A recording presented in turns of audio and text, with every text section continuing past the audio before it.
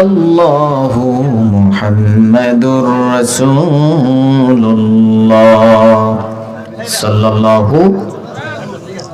বলছিলাম যে ইন্না বাতশা রাব্বিকা লাশাদীদ, পৃথিবীর কারো ক্ষমতা নাই আল্লাহর শাস্তিকে মোকাবেলা করতে পারবে। চিল্লায়ে বলেন ঠিক কিনা? ফেরাউন নমরুদরা পারে নাই। ফেরাউন তো বলছিল আনা রাব্বুকুমুল আলা, ও দেশের জনগণ আমি তোমাদের খোদা। নাউজুবিল্লাহ কইতেন না? কিন্তু ফেরাউন যখন এই কথা বলছে, ফেরাউনকে শায়েস্তা করার জন্য আল্লাহ সাথে সাথে অ্যাকশন নিতে পারতেন না? পারতেন। আল্লাহ ফেরেশতা পাঠাই দিয়ে বলতে পারতেন যা তার ঠ্যাং ধরে আছাড় মার, গাছের সাথে বাইরে ভর্তা বানিয়ে ফেল, তিনি নাকি খোদা হয়ে গেছে।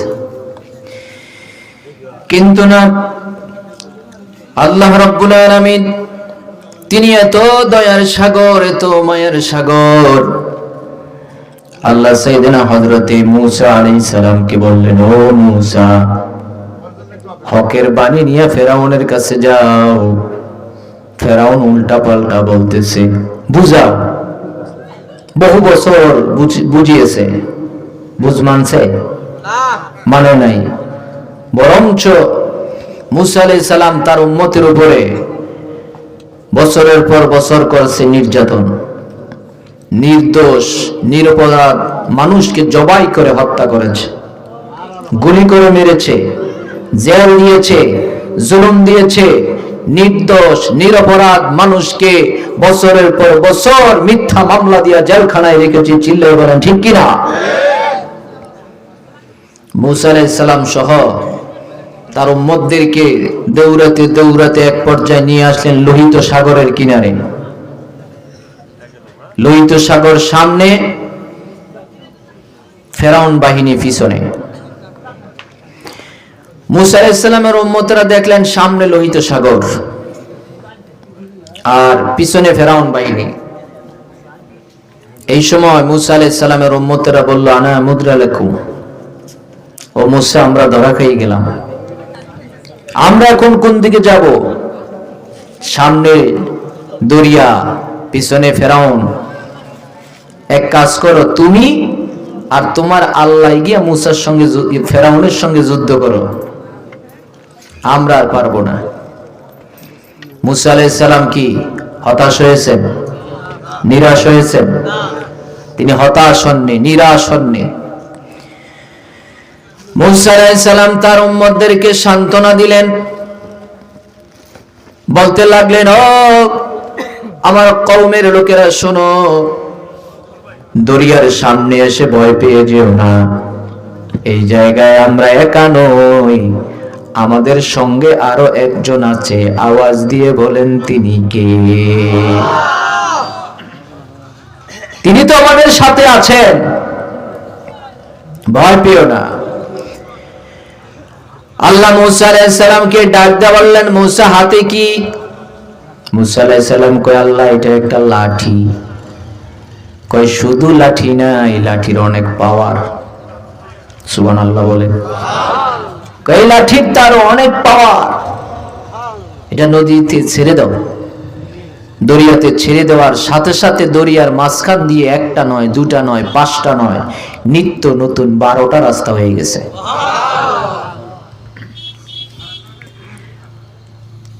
মূসা আলাইহিস সালাম তার জাতিদেরকে নিয়ে ওপারে চলে গেলেন। ফেরাউন বাহিনী এসে দেখে দরিয়ার মাঝখান দিয়ে রাস্তা কয়টা? আরো জোরে কোন? মনোযোগ আছে না গেছে? মাঠে না বাড়িতে? এখানে মনোযোগ নাই, বাদ গেছে কেন? আছে। দরিয়ার মাঝখান দিয়ে 12টা রাস্তা। ফেরাউন আইসা কয়, রাস্তায় উঠো, ধর মূসাকে। মূসা আলাইহিস সালামকে ধরার জন্য ফেরাউন তার বাহিনী নিয়ে রাস্তায় উঠছে। রাস্তা হইছে কার হুকুমে? জোরে কোন? ফেরাউন আজকে এই জায়গায় শেষ হয়ে যাবে, 1 মিনিট আগেও সে জানতো না আজকেই তার জন্য শেষ দিন, আজকেই শেষ দিন। ফেরাউন 1 মিনিট আগেও জানতো না। আমাদের দেশেও এক স্বৈর শাসক ছিল, এরা বলছিল 41 সাল। কথা বল না কেন? আল্লাহ কয় আর 41 মিনিটও সময় নাই। বাংলাদেশের জনগণ কইছে পদত্যাগ করো, আর নিরপরাধ মানুষকে মাইরো না। অনেক মানুষ হত্যা করেছ, রক্ত ঝরিয়েছ, আর দরকার নাই। এবার ক্ষমতাটা ছেড়ে দিয়ে মানুষকে একটু শান্তিতে থাকতে দাও।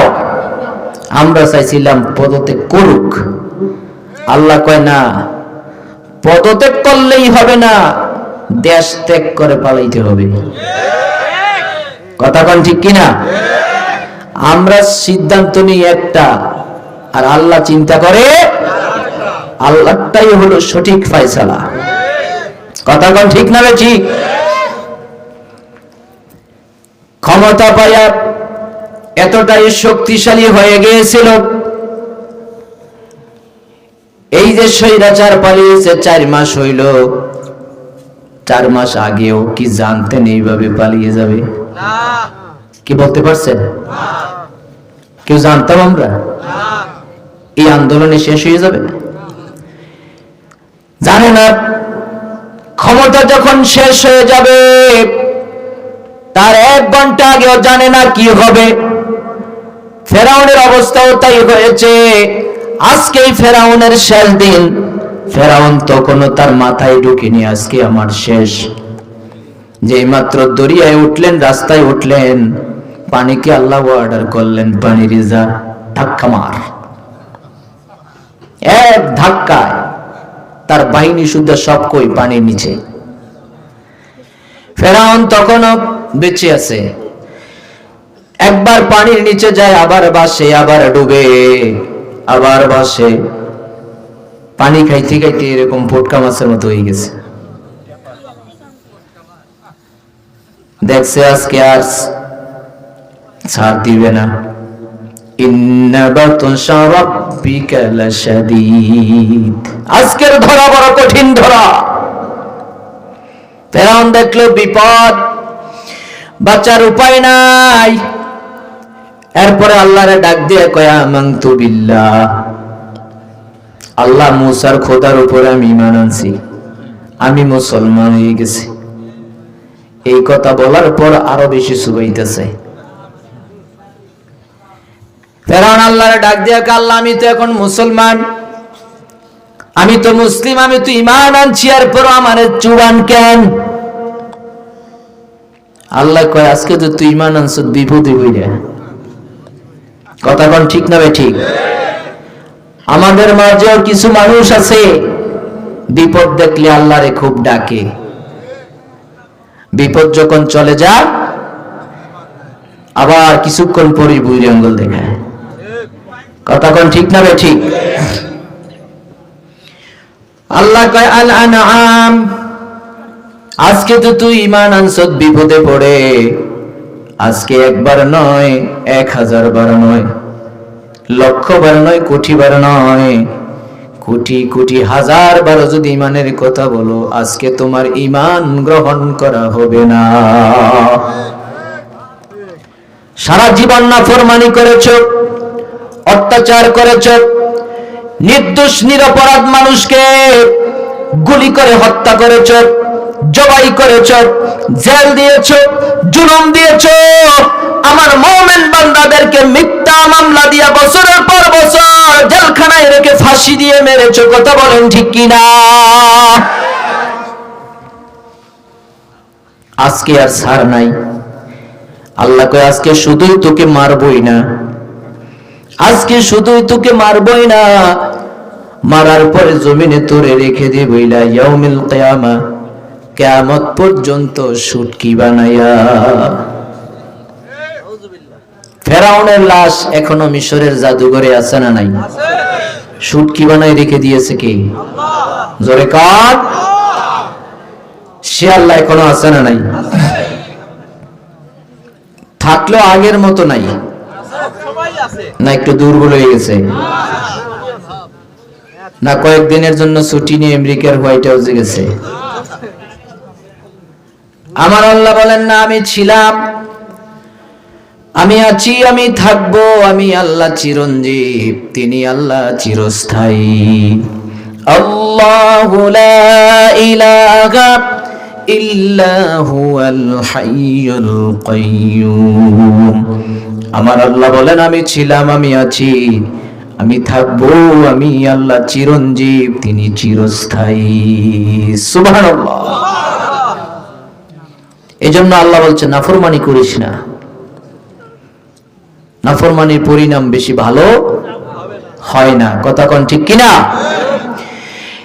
যেহেতু অনেক রাত হয়ে গেছে, বলছিল আমার 9টায় দিবে স্টেজে উবাইদুল্লাহ ভাই, তো এখানে আসার পর বলছে যে আচ্ছা হুজুর যদি 9:30 বেজে যায়, আমি বলি সেইটা হইতে পারে ঠিল্লা ঠিল্লা, কিন্তু 10টা বাজে, 10টার পরে যে দিবে এটা বেশি হয়ে গেছে। আবার এখানে আইসা দেখি যে প্রচুর ঠান্ডা, আমাদের কুমিল্লাতে তো এত ঠান্ডা শুরু হয়েছে না, মাশাআল্লাহ এখানে অনেক ঠান্ডা। এই ঠান্ডায় শীতের কথাও কোরআনে আছে, সুবহানাল্লাহ বলবেন না? শীতের কথা যে কোরআনে আছে কোন সূরায়? দেখছেন কোরআনের সাথে আমাদের সম্পর্ক আছে নাই? হুজুরে বলছে শুধু সূরা কুরাইশ। সূরা কুরাইশ পারেন তো? কুরাইশ কইলে অনেকেই বুঝে না।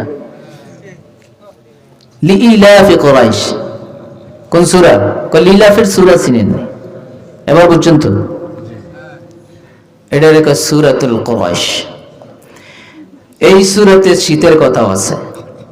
লিইলাফি কুরাইশ ইলাফিহিম রিহলাতাশ শিতাই ওয়াস সাইফ। কোন আল্লাহু আকবার। এই শীত কিন্তু এমনি এমনি আসেনি, এটা আল্লাহর দেয়া নিয়ামত। এই শীতকালে যেই শীতকালীন সবজি হয়, লাল শাক, পালং শাক, ফুলকপি, বাঁধাকপি, মূলা, গাজর, আলু, হয় না? লাউ, লাউ আসেনি আপনাদের এলাকায়? এই শীতকালে এই সবজিগুলি বেশি খাবেন, আল্লাহ যে কি নিয়ামত দিছে। এই শীত না হইলে এই ফসলগুলি হইতো না। শীতকালে শীতের মৌসুমে শীতকালীন সবজি হয়, গ্রীষ্মের কালে গ্রীষ্মকালীন সবজি হয়। সুবহানাল্লাহ বলবেন না? এই শীতের মৌসুমে আবার আপনাদের এলাকায় খেজুর গাছ আছে, যশোর ওইদিকে বেশি। এই শীতের মৌসুমে খেজুর গাছের মাথায় যে মিষ্টি রস পাওয়া যায়, দেখে গ্রীষ্মকালে পাওয়া যায়? আবার এই খেজুর গাছের আগায় এত মিষ্টি রস, গোড়ায় যদি কাটতে কাটতে 3 মাইলও চলে যান, 1 ফোঁটা এরকম মিষ্টি রস পাবেন। কে দেন? আল্লাহ যে কত নিয়ামত দিয়ে রাখছে, কেমনে আল্লাহর শুকরিয়া শেষ করবেন? সুবহানাল্লাহ বলেন।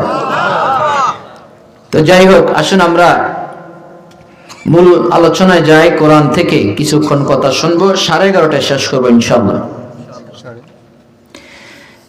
11টা তো বাইজে গেছে, আর 10 মিনিট বাকি। তো আসুন, আমি সূরা তাওবা থেকে একটি আয়াতে কারিমা তেলাওয়াত করেছি। এই সূরার কিছু আনুষঙ্গিক কথা আছে, একদম কান খাড়া করে শুনবেন।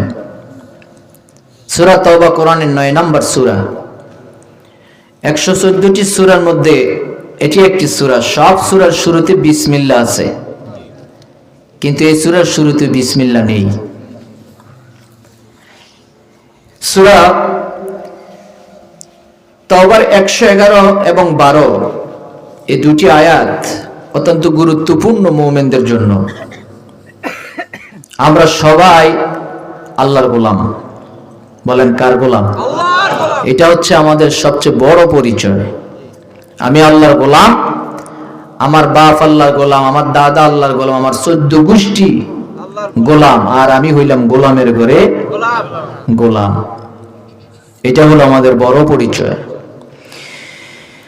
পৃথিবীতে সবাই আল্লাহর গোলাম, কিন্তু এই আল্লাহর গোলামগুলি পৃথিবীতে 3 ভাগ হয়ে গেছে। কয় ভাগ? এই মানুষ 3 ভাগে বিভক্ত হয়ে গেছে। একদল মানুষ হলো মুমিন, আরেক দল মানুষ হলো মুনাফিক, আরেক দল মানুষ হলো কাফের। কয় শ্রেণীর মানুষ? 3 শ্রেণীর মানুষ। এই 3 শ্রেণীর মানুষের নামে কোরআনে আবার 3টা সূরাও আছে। সুবহানাল্লাহ বলেন। 3টা সূরা, সূরাতুল মুমিনুন, মুমিনদের জন্য সূরা। মুমিনদের নামে আল্লাহ সূরা নাযিল করলেন। আবার আছে মুনাফিক, মুনাফিকদের নামে আল্লাহ সূরা নাযিল করলেন, সূরাতুল মুনাফিকুন। তারপর আছে কাফের, কাফেরদের নামে আল্লাহ সূরা নাযিল করলেন, সূরাতুল কাফিরুন। قل يا أيها الكافرون لا أعبد ما تعبدون قل الله أكبر। কাফের মুশরিকদের সঙ্গে আমাদের কি আন্ডারস্ট্যান্ডিং হবে, এটার ফয়সালা আজ থেকে 1500 বছর আগে করে দিয়েছেন কে? তাহলে 3 শ্রেণীর মানুষ আছে। ডিসিশন ইজ ইউর, সিদ্ধান্ত হইলে আপনার। আপনি কোন দলে যাবেন? কয়টা দল আছে?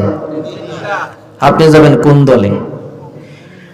আপনি তো বলবেন হুজুর আমি মুমিনদের সঙ্গেই থাকব,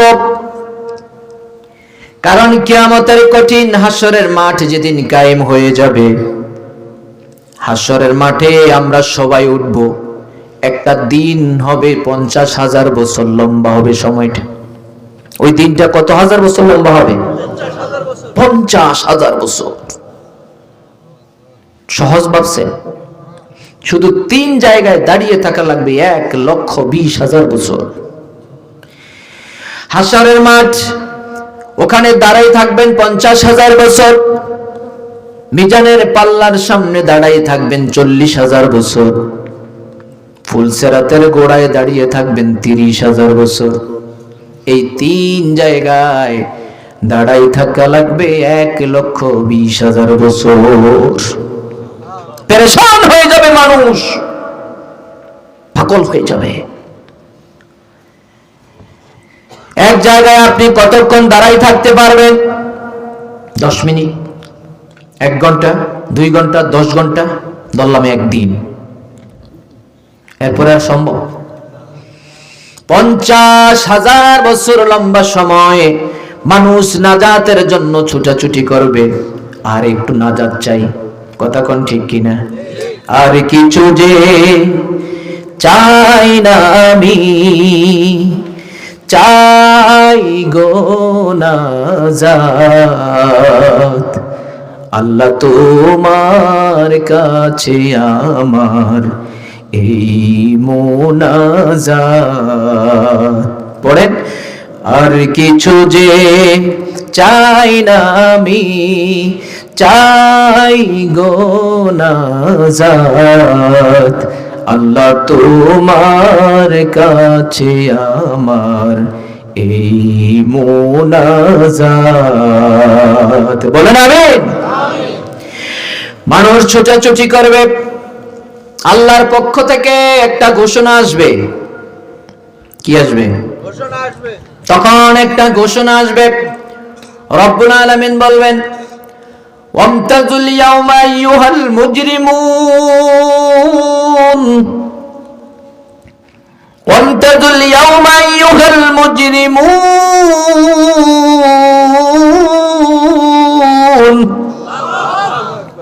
আল্লাহ বলবেন মুমিন, কাফের, মুনাফিক যে যেই দলে ছিলা প্রত্যেকটা দলকে আল্লাহ বলবেন আলাদা হয়ে যা। মুমিনরা আলাদা হয়ে যাও, কাফেররা আলাদা হয়ে যাও, মুনাফিকরা আলাদা হয়ে যাও। ভিন্ন ভিন্ন দলে ভিন্ন ভিন্ন ভাবে যখন আলাদা হয়ে সবাই এক সাইড হয়ে যাবে, মুমিনদেরকে আল্লাহ সম্মানের সাথে আলাদা করে ফেলবেন। কোন সুবহানাল্লাহ। ওই কাতারে 1 নম্বরে থাকবে নবীগণ, সুবহানাল্লাহ বলবেন না? তারপরে শুহাদা, তারপরে হলো সিদ্দিকগণ, ওলিগণ, তারপরে থাকবে আমলে সালেহা যারা করেছে মুমিনরা, সবাই আলাদা হয়ে যাবে। প্রতিদিন প্রতিনিয়ত আল্লাহর কাছে এই দোয়া করবেন, রব্বুল আলামিন ওই কঠিন হাসরের মাঠ যেদিন কায়েম হয়ে যাবে, ভিন্ন ভিন্ন দলে যখন সবাই আলাদা হয়ে যাবে, আল্লাহ গো আমাদেরকে মুমিনদের সঙ্গে রাখিয়ে। জোরে কর না আমিন, আর জোরে কর আমিন।